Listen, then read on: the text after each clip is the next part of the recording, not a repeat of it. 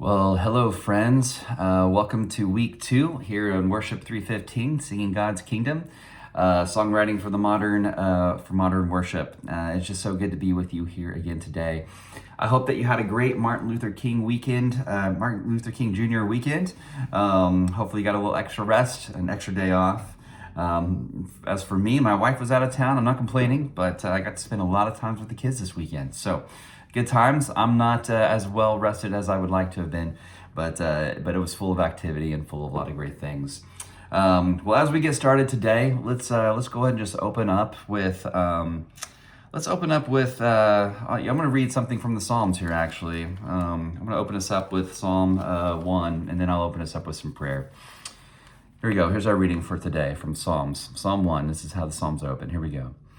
The truly happy person doesn't follow wicked advice, doesn't stand on the road of sinners, doesn't sit with the disrespectful. Instead of doing those things, these persons love the Lord's instructions, and they recite God's instruction day and night. They are like a tree planted by streams of water, which bears fruit and at just the right time, and whose leaves don't fade. Whatever they do, they succeed. Will you join me in prayer this morning? A loving and gracious God, we just take this moment to pause here at the beginning of our week, at the beginning of our day, and just to give you praise.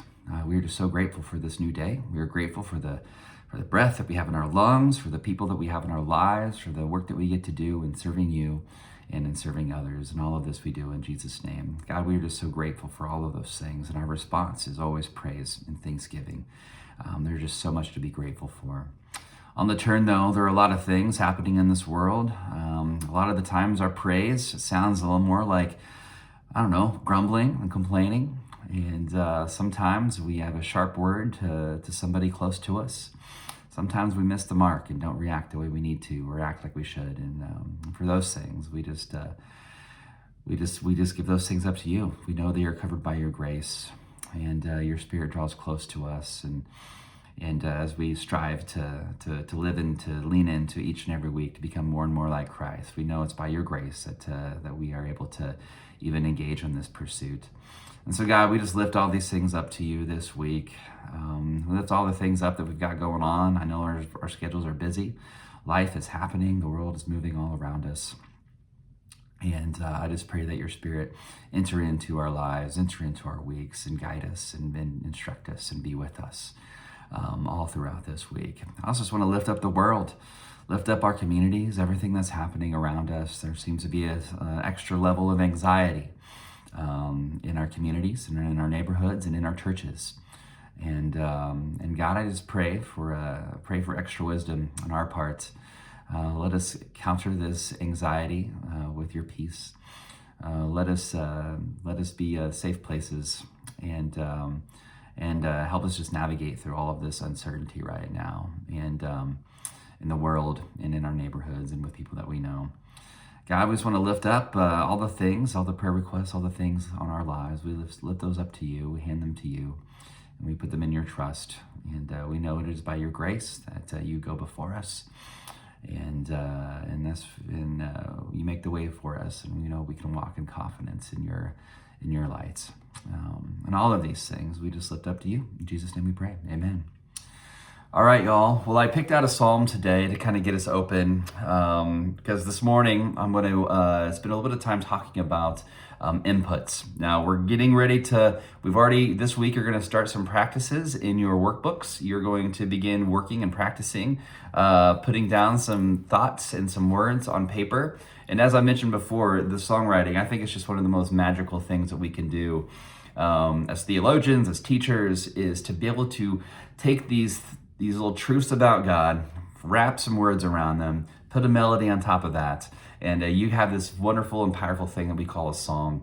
And in sacred music, we sometimes call those hymns. We call those songs of our faith.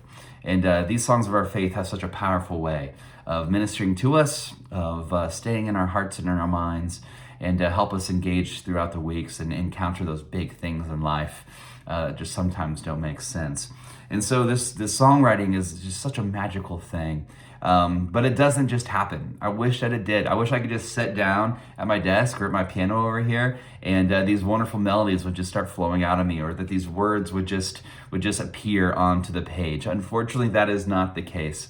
And so as we begin our exercises, as we begin practicing and putting words on paper, the thing that I want us to first keep in mind, and what I want to talk about is today, is I want us to be mindful of our inputs, right? Because we're going to start outputting things in this class. We're going to be putting ideas and thoughts on paper. But in order to do that, we got to be mindful of our inputs. We can't output if we don't have anything we're taking in. And so I wanted to offer a few suggestions, some of the things that I do on a weekly, daily basis as I'm trying to manage my inputs. And I know what you're thinking. You're thinking, well, I'm in a full-time seminary schedule this semester, full-time classes. And I got to tell you, I've got so many inputs. I'm actually overwhelmed by inputs. And I just want to say, I hear you. I absolutely hear you. And I got to say, when I was in seminary and I was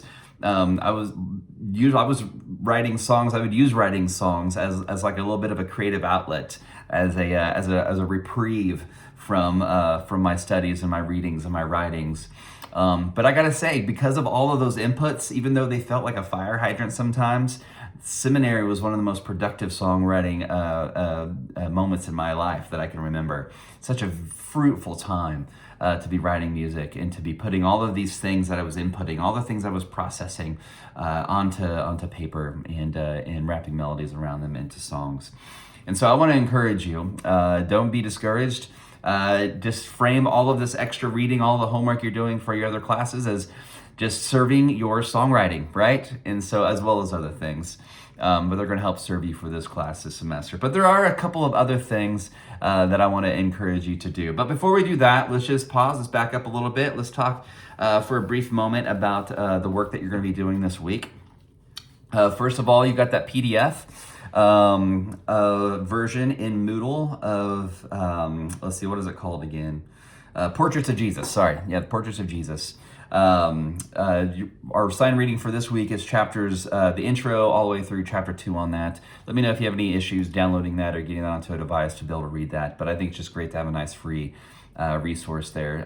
And as we begin to think about metaphor and the way that Charles Wesley used metaphor in these chapters, in these opening chapters, to be able to try to help us grasp or help us understand these theological truths, or just help us understand who Jesus is, what Jesus was doing here on earth, why Jesus was here on earth, and what that means for us. What that means for us, not only here in the here and now, what it meant for us back then, and what it means for us into the future. These are all things that Charles Wesley is doing in his songwriting. So pay attention to all those metaphors and all the things happening, all the ways that the overarching illustration there is like painting a portrait. So pay close attention to the different layers of paint and strokes that Charles Wesley is using as he is writing his verses and lines. The other thing that you're doing this week is you're starting in this book here, the Essentials Songwriting Essential Guide to Lyric Form and Structure. And I said last week, this is a little bit like going back to grammar school, maybe, or going, I don't know, it's maybe like what I call the mathematics of poetry or writing. But this is a good start. It's going to get the juices flowing. It's going to get you into the practice of thinking in meter and thinking about verse and line and how all of those things connect. And so this is going to be a great book. I've already done the exercises. I did the exercises in this book last week, and I think it's going to get us off to a great start, nailing down some of these basic concepts. But as we are practicing and working on these technical skills, I also want us to be mindful of some of the creative inputs that we've. I want you to be mindful and intentional about some of your creative inputs as you begin working on this stuff. So first, I started things off this morning by reading something out of the Psalms. And so I'm going to encourage you. The Psalms have been hugely important to me in my songwriting. I have immersed myself into the Psalms to where this poor little pocket edition is just like almost falling apart. But what the Psalms will do and what the Psalms allow us to do is they give us a theological framework They give us a historical framework, they give us a theological framework, and they give us some wonderful language and some wonderful imagery from this rich tradition. And they give us frameworks around how to. They kind of give us a framework for lament. How do we write a lament? How do we lament together as a community? They give us a framework for songs, for psalms of praise and adoration, and everything in between. And so the Psalm book is very important, I think, for creating a good foundation, a songwriting foundation, especially if you're thinking about writing songs for the church and writing songs for congregations. These are the original psalms written for the church and for groups of people worshiping God. And so taking a deep dive into these songs, letting the imagery, the psalm that I read this morning, already we have some wonderful imagery coming from this song. It talks about the faithful being like trees, and how God has planted those yearning yearning to know more about God. It's like being planted by the waters and being nourished by God, the desire to know more and to be more like Christ. And so start to pay attention to these metaphors, to the way that these original authors are using these word pictures to help us understand our own faith, help us understand God, and help us understand the relationship between God and us, not only throughout time and history, but also here in today. These are very, very resonant even still today. That's why it's such an important book. Anyway, so the Psalms, I would encourage you, as part of your morning devotion, or whenever you do devotions throughout the day, as part of your weekly practice for preparing for worship, for those sets you're putting together, or whatever you might be doing for a sermon or those things, incorporate the readings for the Psalms. Choose a psalm a day, choose half a psalm a day. However you want to do that, you can be a little more ad hoc about it. If there's certain psalms that you like to start things off with, or anyways, I'm not going to tell you exactly how to do it. I'm just saying incorporate some psalms into your daily practices, your daily inputs. I will tell you that it'll just start filling your imagination in a way that won't happen if you're not engaged in these kind of readings. The other thing I want to suggest for inputs, and these are simple. I'm not giving you like big, long things to read. I'm just trying to give you some simple ways to begin getting the creative juices flowing in your mind, right? All of this stuff that gets inputted just kind of gets tossed around in our own minds and our own thoughts and our own experiences, and then they come out on the page in some wonderful ways. The other thing that I want to encourage you to maybe do is begin incorporating some verse, begin incorporating some poetry. I know you're reading a lot of prose, you're reading a lot of things like that right now, but incorporate some verse into your weekly practice. So I'm encouraging you to actually read some poetry. I'm a little biased here. Poetry is something that I absolutely love, and I've kind of spread it to all my family. This is a book here that I like. So it's just a simple anthology. But it can be as simple as reading some poetry with your kids at night. We read this almost every single night with my kids, and I'm just looking through some of the dog-eared pages, and this poem that I first came up to by Cecil Francis Alexander. I'm not even quite sure who that is. But he's got his poem called The Creation. All things bright and beautiful, all creatures great and small, all things wise and wonderful, the Lord made them all.